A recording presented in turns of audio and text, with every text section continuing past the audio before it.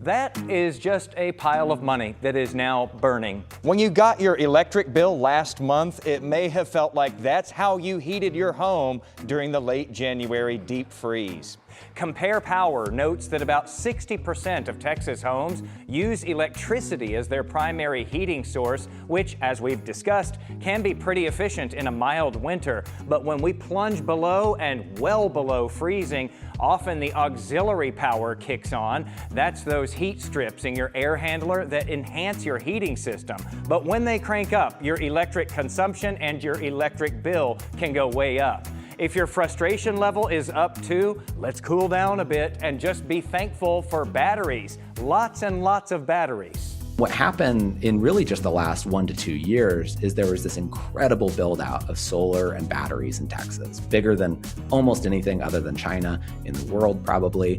And what that did was it brought online a huge supply of energy. That's Michael Thomas, the founder of CleanView. They track wind and solar, and as you see here, large-scale battery installations all across the country. And Texas has kind of been off the charts. It always shocks me.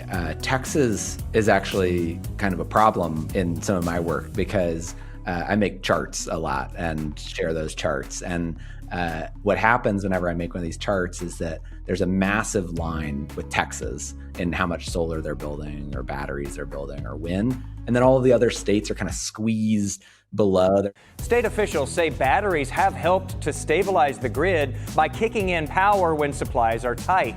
The state touts that battery farms reduce energy costs. They can be charged when supply is plentiful and cheaper, and then drained when supply gets scarce and more costly. So, in big electric demand events like winter weather, they can keep prices from rising even higher.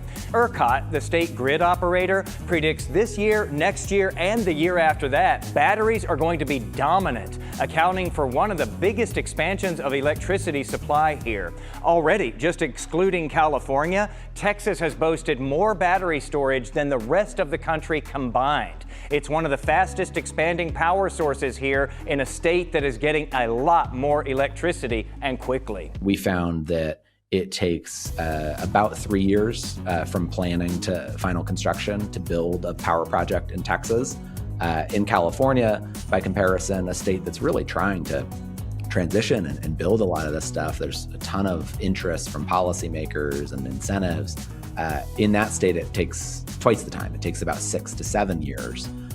There's some projects in California that we track that have been planned since George W. Bush was president in 2004 and are still not built. That is just a little part of a very interesting conversation about power, which we all need and we definitely all have to pay for.